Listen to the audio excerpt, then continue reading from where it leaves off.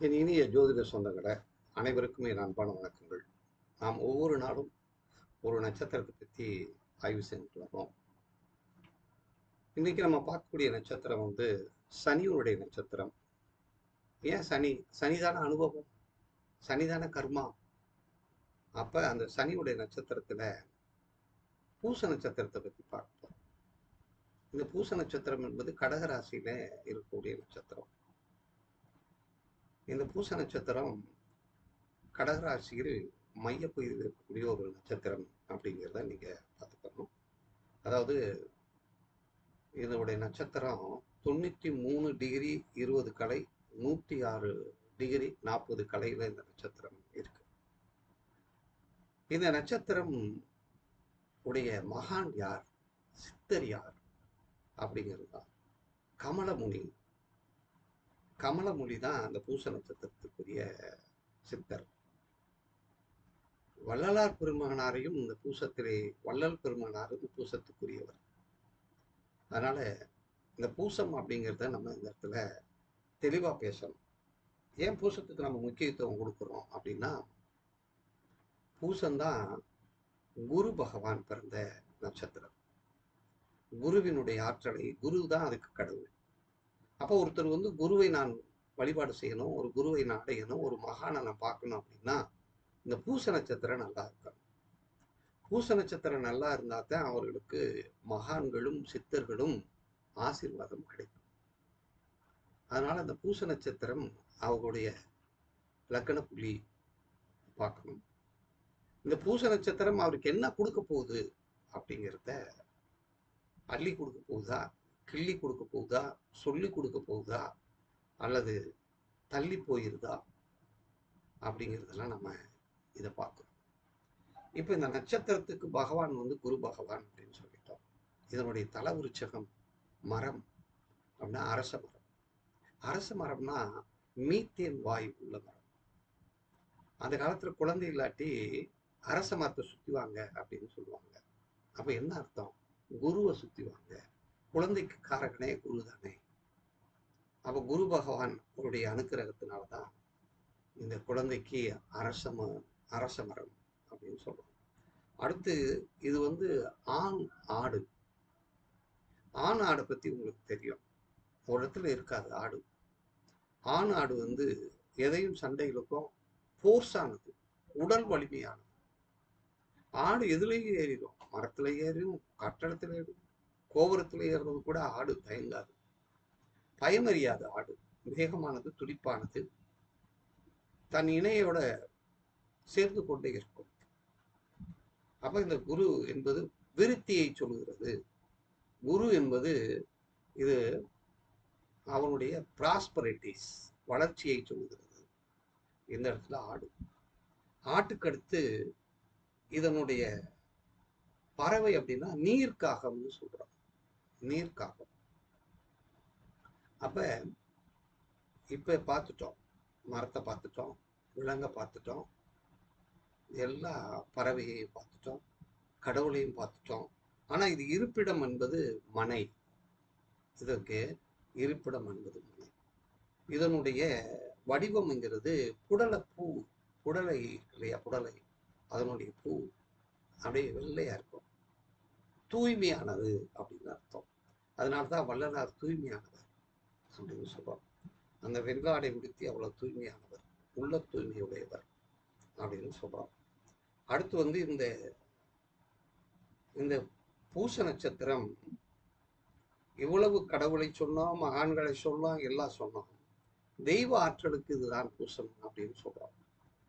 பூச நட்சத்திரத்தில் ஒரு கிரகம் இருந்தாலும், பூச நட்சத்திரம் எந்த பாவமாக இருந்தாலும், பூசம் லக்ன பாவமாக இருந்தாலும் அது இவ்வளவு ஆற்றலை தருகிறது.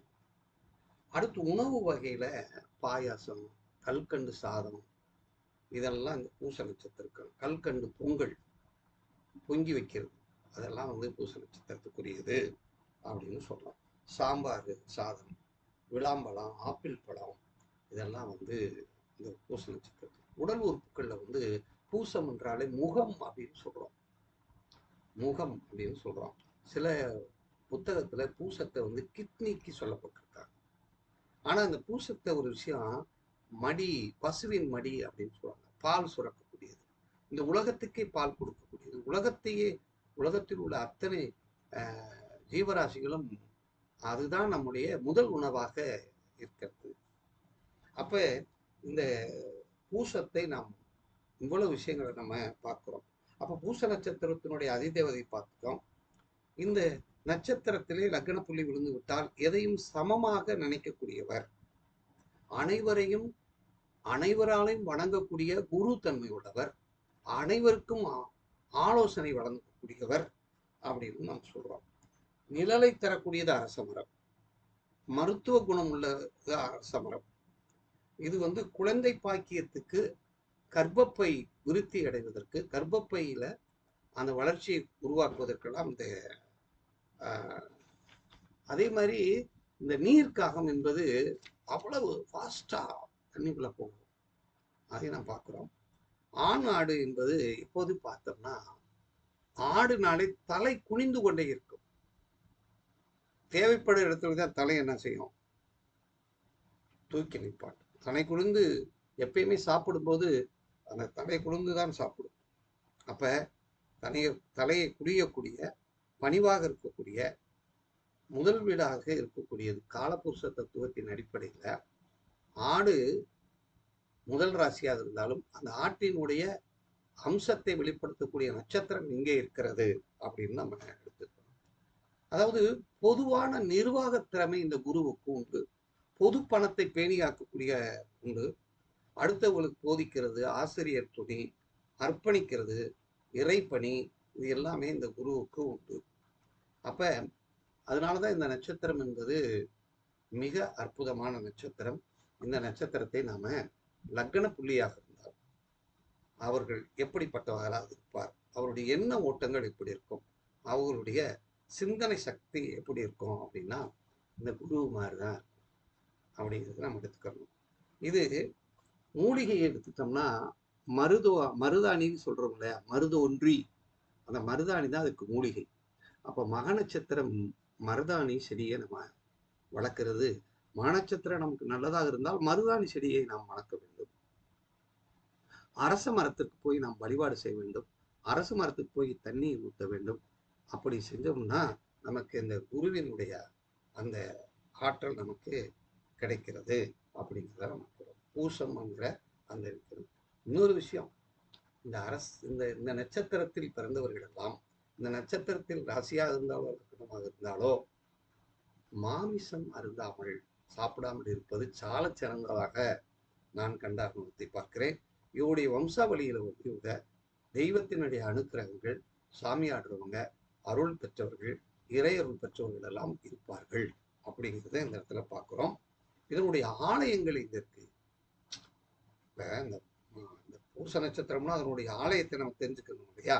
அப்படின்னா திருவாடுதுறை நாகை மாவட்டத்தில் ஸ்ரீ மாசிலாமணீஸ்வரர் கோவில், சிறிவாஞ்சியத்துள்ள திருச்சூர் சிறிவாஞ்சியத்தில் இருக்கக்கூடிய ஸ்ரீ முக்கோணநாதேஸ்வரர் கோயில், கோடியக்கரை வேதராணி இல்லையா, கோடியக்கரையில் உள்ள அமிர்தகடேஸ்வரர் கோயில், அடுத்து சீயாத்தமங்கலம் நன்னிலம் திருவாரூர்ல இருக்கிற அவையத்தீஸ்வரர் கோயில், அடுத்து ஒழுந்தியாப்பட்டு அப்படிங்கிற வானூர் வட்டம் விழுப்புரத்துல இருக்கு. அங்க ஸ்ரீ அரிசிலிநாதர் ஆலயம் கோயில். அடுத்து மதுரையில திருவாப்புடையார், மதுரையில செல்லூர்ல இருக்கு திருவாப்புடையார்னு அருமையான ஆலயம். அந்த ஆலயத்துக்கு போனோம்னா அவ்வளவு மன அமைதியா இருக்கு. வடகரையில செல்லூர்ல, வடகரையில ஆத்துக்கரை ஓரமா கொஞ்சம் உள்ள வந்தோம்னா திருவாப்புடையார் கோவில் இருக்கு. கோகனேரி ராஜபுரம் தஞ்சாவூர் மாவட்டத்தில் உமா மகேஸ்வரர் ஆலயம் இருக்கு. அடுத்து கொண்டத்தூர் தரங்கம்பாடி வட்டம் நாகையில கண்ணாயிரநாதர் கோயில் இருக்கு. இப்ப இத்தனை கோயில்கள், இது கிட்டத்தட்ட ஒரு 8 ஆலயங்களை சொல்லியிருக்கோம். இதெல்லாம் அந்த குரு பகவான் அருள்வாளிக்கக்கூடிய பூச நட்சத்திரம் அப்படிங்கிறத நம்ம புரிஞ்சுக்கணும். எனவே அன்பர்களே, இந்த பூச நட்சத்திரத்தினுடைய ஆலயத்திற்கு நீங்கள் செல்ல அந்த ஆற்றலை பெற வேண்டும். இதை நம்முடைய உபநட்சத்திரத்தினுடைய ஜோதிடத்துல நம்ம தெளிவா பார்த்துட்டு வர்றோம். அதனால அதாவது நவீன ஜோதிடம் நவீன ஜோதிடம் தான் என்று நாம் பார்த்துக்கிட்டு இருக்கோம். அதனால பெரியவர்களை, ஜோதிட அன்பர்களை, ஆன்மீக அன்பர்களை, பூச நட்சத்திரக்காரங்க கவலைப்படாதீங்க. மாமிசத்தை குறைச்சிக்குங்க, இறை அருளை பெறுங்க, இறை ஆற்றலை பெருக்கிக் கொடுங்கள் அப்படிங்கிற பணிவோடு கேட்டுக்கொண்டு வாழ்க வளமுடன், வாழ்க வையகம், குரு வாழ்க, குருவே